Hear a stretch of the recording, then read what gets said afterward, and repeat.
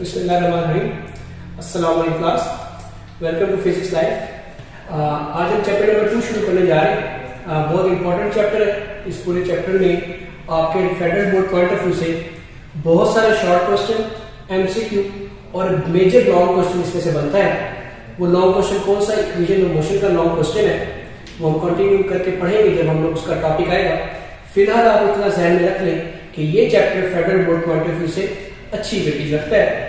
Chapter की कुछ basic बातें शुरू कर रहा हूं आज। इस बेसिक बातों को समझकर आपको इतना आइडिया हो जाएगा कि इस पूरे चैप्टर में हम लोगों ने करना क्या है। जैसे कि चैप्टर नंबर 1 में आपको पता है हम लोगों ने मैकेनिक्स की डेफिनेशन पढ़ी थी, जो कि पेज नंबर 3 पर आपको मिल जाएगी। पहली ही साइड बॉक्स में ब्रांचेस ऑफ फिजिक्स के नाम से डेफिनेशन है। उस डेफिनेशन में हम लोगों ने ये बात अच्छे से पढ़ी थी कि मैकेनिक्स में हम क्या करते हैं, हम ऑब्जेक्ट्स को उनकी मोशन के बारे में पढ़ते हैं। मतलब ये कि एक फिजिक्स की ब्रांच है जिसमें हम मोशन को पढ़ेंगे। मोशन मतलब क्या, कि कोई चीज हरकत में है, कोई चीज अपनी पोजीशन चेंज किए जा रही है विद रिस्पेक्ट टू सराउंडिंग, तो वो चीज क्या कहलाएगी, मोशन में कहलाएगी। हमने वहां पर ये बात की थी कि मैकेनिक्स के अंदर हम मोशन को डिस्कस करते हैं और मोशन के साथ साथ हम मोशन के कॉज को भी पढ़ते हैं और मोशन के इफेक्ट को भी पढ़ते हैं। मैं टिक लगा रहा हूं, उसका मतलब ये चीज इंक्लूड है। तो इतना हमें पता चल गया कि मैकेनिक्स के अंदर हम लोग मोशन के साथ साथ उसके कॉज और इफेक्ट, कॉज मतलब कि कैसे हुआ, क्या हुआ, कौन लेकर आया, ये सारे कॉजेज हैं। इफेक्ट मतलब कि अब उसके मोशन में आने के बाद क्या क्या नुकसान आएंगे, वो सब के सब इफेक्ट कहलाते हैं। सो मैकेनिक्स में हम लोग ये बातें पढ़ते हैं। मैकेनिक्स के आगे दो टाइप्स है ब्रांचेस में, लाइक फिजिक्स में मेन ब्रांच जो है मैकेनिक्स है। मैकेनिक्स के बाद दो आगे उसकी जो फर्दर टाइप्स हैं उसमें है काइनेमेटिक्स और दूसरी है डायनामिक्स। काइनेमेटिक्स हम आज के चैप्टर में पढ़ रहे हैं, विच इज चैप्टर नंबर 2। इस चैप्टर के अंदर हम लोग क्या पढ़ रहे हैं, काइनेमेटिक्स। तो हमें आइडिया हो जाएगा कि इस चैप्टर में हमें पढ़ना क्या है। तो काइनेमेटिक्स में हम लोग क्या पढ़ेंगे, मोशन को तो पढ़ेंगे, लेकिन ना तो मोशन के कॉज को पढ़ेंगे ना मोशन के इफेक्ट को पढ़ेंगे। मैं क्रॉस का सिंबल लगा रहा हूं, इसका मतलब अंडरस्टूड है, ये चीज इंक्लूड नहीं है। सो काइनेमेटिक्स के अंदर हम लोगों ने मोशन को तो पढ़ना है, लेकिन ना तो मोशन के कॉज को पढ़ना है ना ही मोशन के इफेक्ट को पढ़ना है। सो क्लैरिटी मिल गई हमने इस चैप्टर में करना क्या है। एक और क्लैरिटी यहाँ पे लेते चले कि जो चैप्टर नंबर 3 है हमारा, वो डायनामिक्स के ऊपर रिलेटेड है। आप चैप्टर 3 जब हम लोग पढ़ेंगे तो उसमें डायनामिक्स के बारे में बातें करेंगे। डायनामिक्स के अंदर हम मोशन की बात करते हैं, लेकिन सिर्फ मोशन के कॉज को पढ़ते हैं, इफेक्ट को नहीं। क्लैरिटी हमें मिल गई। ये बातें बस यहीं तक थी, इसको आप लोगों ने मेमोराइज रख लेना कि इन चैप्टर्स में हम लोगों ने करना क्या है। आज जो पहले टॉपिक शुरू करने जा रहे हैं वो है टॉपिक 2.1 रेस्ट एंड मोशन का।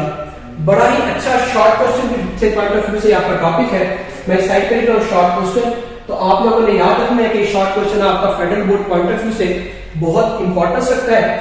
शॉर्ट क्वेश्चन कैसा बनेगा वो हम कुछ टाइम के बाद डिस्कस करेंगे जब हमें टॉपिक की समझ आ जाएगी।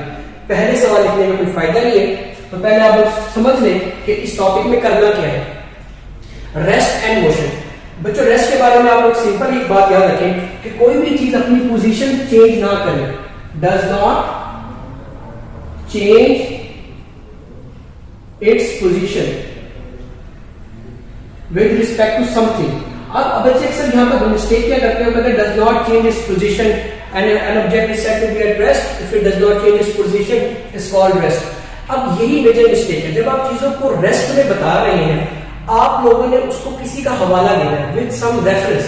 सो यहाँ पर हम लोग रेफरेंस के लिए सराउंडिंग की बात करते हैं कि आपके इर्द गिर्द जो चीजें आपको नजर आ रही हैं वो इर्द गिर्द चीजों की वजह से मैं कह सकता हूं कि ये ऑब्जेक्ट रेस्ट में है। थोड़ी डिटेल में बात करेंगे, फिलहाल हम यहाँ पर लिख देते हैं कि रेस्ट में चीजें वो होंगी that does not change its position with respect to surrounding, with respect to surrounding। ये WRT होता है with respect to। ये मैंने कंप्लीट करके नीचे लिखा हुआ है, आपको यहाँ पे शॉर्ट में लिखा हूं WRT, आप इस तरह से लिख सकते हैं, आपको फिजिक्स में अलाउ है। सो इतना हमें समझ आ गया कि कोई चीज अपनी पोजीशन को चेंज ना करे वो क्या कहलाएगी, रेस्ट में। और कोई चीज अगर अपनी पोजीशन को चेंज करे, does change its position, does change its position with respect to what, with respect to surrounding, तो वो क्या कहलाएंगी, मोशन में। बड़ी ही अच्छी एग्जांपल आपकी फिजिक्स की किताब के अंदर गिवन है।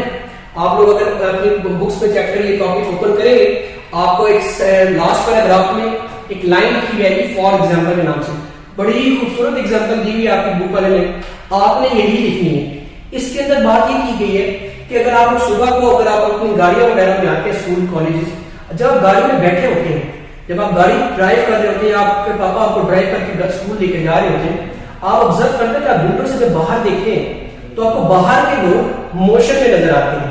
मतलब आप लोग गाड़ी में बैठे होते हैं, लेकिन आप जब बैठे हुए बाहर देखते हैं आपको ऐसा लगता है कि जैसे बाहर के लोग क्या हैं, मोशन में। लेकिन लेट्स सपोज वहीं किसी स्टेशन के ऊपर मैं खड़ा हुआ हूं, तो जब मैं बाहर खड़ा होता हूं, जो मेरे सामने से गाड़ी गुजर रही होती है, मेरे हिसाब से ऐसा लगता है कि मैं रेस्ट में हूं और वो गाड़ियां क्या है, मोशन में है। इसका मतलब ये हो गया कि अगर मैं आपके पॉइंट ऑफ व्यू से देखूंगा तो मैं अगर बाहर खड़ा होऊंगा तो मैं मोशन में हूं, लेकिन अगर मैं अपने पॉइंट ऑफ व्यू से देखूं, आप जिस गाड़ी में जा रहे थे आप मोशन में थे। इस तरह की सिचुएशन में हम लोग अक्सर ये बात बोलते हैं कि जब इस तरह की कंडीशन आ जाती है रेस्ट एंड मोशन की, तो हम लोग इसको रिलेट करते हैं विद रिस्पेक्ट टू सराउंडिंग। मतलब अब आप लोगों ने किसी रेफरेंस से ये बात करनी है, जैसे कि अगर आप लोग यहाँ जब इस बात को कोट करेंगे कि कोई ऑब्जेक्ट रेस्ट में है, तो आप क्या बोलेंगे कि जब गाड़ी के अंदर मैं बैठा हुआ था तो मैं रेस्ट में था और बाहर की चीजें क्या थी, मोशन में थी। सिमिलरली जब मैं बाहर से बात करूंगा तो मैं कहूंगा कि मैं रेस्ट में था और जो गाड़ी में पर्सन जा रहा था, जो पैसेंजर कार में ट्रेवल कर रहा था, वो किसमें था, मोशन में था। So with respect to surrounding आप लोगों ने इस बात को कंप्लीट करना है। बुक में एग्जांपल लिखी हुई है, आप लोग उसी एग्जांपल को उस तरह से रीड आउट करना है और सिंपल लिख देना है। काम की बात इसमें यह है कि इस तरह की चीजों को फिजिक्स में हम रिलेटिव बोलते हैं, मतलब कि ये रिलेटिव टर्म्स है। रिलेटिव टर्म्स का मतलब ये होता है कि ऐसी टर्म्स जिसके अंदर आप लोगों को कोई रेफरेंस के तौर पर बात करनी पड़े, मतलब आप लोगों को वो बात करने से पहले कोई चीज का हवाला देना पड़े, ऐसी टर्म्स को हम लोग फिजिक्स में रिलेटिव टर्म्स बोलते हैं। सो रेस्ट एंड मोशन क्या है, रिलेटिव टर्म्स है। अगर एक टाइम पर कोई एक चीज रेस्ट में है तो वो मोशन में भी है। इस बात को अच्छे से समझने के लिए देखिए, जब आप गाड़ी में जा रहे थे आपके हिसाब से आप रेस्ट में थे, मेरे हिसाब से आप मोशन में थे। इसका मतलब यह होगा कि एक ही बॉडी है, वो बॉडी को देखने का नजरिया डिफरेंट है। अगर आप अपने हवाले से बात करेंगे तो आप रेस्ट में हो, लेकिन अगर मैं अपने हवाले से बात करूंगा तो आप लोग मोशन में हो। आई होप सो इसके बारे में आपको क्लैरिटी मिल गई होगी। सो इसके बारे में आप लोगों को सिर्फ इतना याद रखना है कि रेस्ट एंड मोशन एक दूसरे के रिलेटिव टर्म्स है। ओके, तो यहां तक तो हमारा टॉपिक कंप्लीट हो गया। अब बात करते हैं कि इसको पेपर पे लिखना कैसे है, क्योंकि टॉपिक समझना एक अलग बात होती है और उस टॉपिक को पेपर में जब शॉर्ट क्वेश्चन आता है उसको लिखना एक अलग बात होती है। सो आप लोगों ने इसको सिंपल लिखना ये है कि आपकी डेफिनेशन कंप्लीट हो जाएगी। आप लोगों ने पहले हेडिंग क्या देनी है, आप लोगों ने हेडिंग देनी रेस्ट की, फिर आप लिखेंगे क्या, इसकी डेफिनेशन। डेफिनेशन मैंने यहाँ पे लिखी हुई है, आप यही डेफिनेशन लिखेंगे, आप बुक की लाइंस है कि a body is said to be at rest. क्योंकि हम लोग किसकी बात कर रहे हैं, रेस्ट की बात कर रहे हैं। तो यहाँ पे डेफिनेशन में हम क्या लिख देंगे, a body is said to be at rest if it does not change its position with respect to surrounding. Same book की लाइंस है, अभी हमने उर्दू में इसको अच्छे से डिस्कस किया है, सिंपल उठा के आपने इसको इंग्लिश में लिख देना है। देन हम लोग क्या बात करेंगे, मोशन की बात करेंगे। मोशन की डेफिनेशन में हम क्या बात करेंगे, a body is said to be at की जगह लिखेंगे इन और रेस्ट की जगह motion. A body is said to be in motion if it does not में कर देंगे, खत्म कर देंगे, मतलब कि वही डेफिनेशन रहेगी, माइनर चेंजेस करेंगे। माइनर चेंजेस क्या है कि लिख देंगे अब हम लोग, a body is said to be in motion if it does changes its position with respect to surrounding. एक बात हमने कहा कि कोई चीज जगह चेंज करेगी सराउंडिंग से, वो मोशन में है, नहीं चेंज करेगी तो रेस्ट में है। बेसिक सी बातें हैं, कोई इतना कंसेप्ट वाली बात नहीं जिसमें आपको परेशानी हो। देन हम लोग इसके एग्जांपल देंगे, एग्जांपल आप वही कोट कर दें जो मैंने आपको गाड़ी वाली दी है, जो आपकी किताब में थी, तो सेम आप अपनी बुक की वही एग्जांपल यहाँ पर कोट कर देंगे। देन हमारे पास क्या है, कंक्लूजन है। कंक्लूजन में आप लोगों ने एक्स्ट्रा हेडिंग में आपको ऐड करवा रहा हूं, अच्छा इंप्रेशन जाता है जब आप इसको सीक्वेंस में लिखेंगे अपनी कॉपीज में भी आपको अच्छा लगेगा।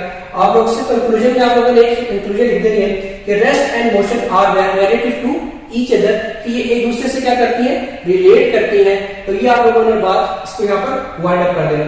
शॉर्ट क्वेश्चन यही बन सकता है इसके ऊपर कि प्रूव करें rest and motion are relative to each other. So आपने सारी बातें कंप्लीटली लिख देनी है।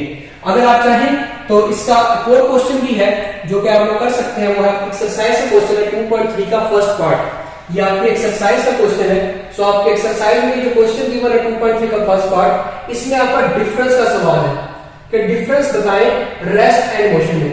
तो रेस्ट एंड मोशन के डिफरेंस के फिलहाल आप दो ही पॉइंट लिख लीजिए अपने पास। एक उसका डेफिनेशन का डिफरेंस का पॉइंट आ जाएगा, दूसरा उसकी एग्जांपल आ जाएगी। मतलब आपने सेंटर में लाइन लगाकर एक साइड पर आप उसकी कर देंगे डेफिनेशन दोनों की और देन एग्जांपल। आपको ये वैसे भी मेरे नोट्स अवेलेबल हैं, तो ये वहां से आप लोग कॉपी कर सकते हैं, ऐसा कोई बड़ी बात नहीं है। अगर स्टिल इशू हुआ तो हम इसके बारे में डिस्कशन कर लेंगे। अच्छा, अब बात करते हैं आखिरी टॉपिक वाइंड अप करते हैं। इस पे जो टॉप लेवल के आपके एमसीक्यूज आते हैं वो मोस्टली आपका एक ही एमसीक्यू टॉप लेवल का आता है, वो है रिलेटिव टर्म वाला। अक्सर फेडरल बोर्ड में एमसीक्यू जो आपका ये आता है, इसमें स्टेटमेंट ही होती है कि rest and motion are dash to each other. Statement दोबारा रिपीट कर दो कि rest and motion are dash to each other. तो उसमें करेक्ट ऑप्शन चूज करना होता है। तो करेक्ट ऑप्शन क्या है? Relative to each other. तो उसमें रिलेटिव जो है करेक्ट ऑप्शन हो जाएगा। सो आप लोगों ने इस तरह का एक अच्छा शॉर्ट एमसीक्यू आपका बनता है फेडरल बोर्ड में। बाकी बेसिक से बनते हैं, अगर बना भी तो इसकी डेफिनेशन का बन जाएगा। डेफिनेशन में सब क्या बनता है? अगेन वो डेफिनेशन लिख देगा कंप्लीट, आपने बताना होगा कि उसमें करेक्ट ऑप्शन रेस्ट होगा या उसमें करेक्ट ऑप्शन मोशन होगा। सो ये तीन एमसीक्यू जिसमें बनते थे वो मैंने आपको करवा दिए। शॉर्ट क्वेश्चन अगेन डन हो गया हमारा कंप्लीट एंड हम लोगों ने नोट्स भी अपने प्रिपेयर कर लिए। आई होप सो से रेलेवेंट आपको डाउट्स ना हो, अगर डाउट्स होगा तो आप कमेंट सेक्शन में बता सकते हैं। एंड हम लोग नेक्स्ट लेक्चर के अंदर नेक्स्ट जो टॉपिक है टॉपिक 2.2 टाइप्स ऑफ मोशन, उसके बारे में बात करेंगे। आज के लिए इतना ही, टेक केयर।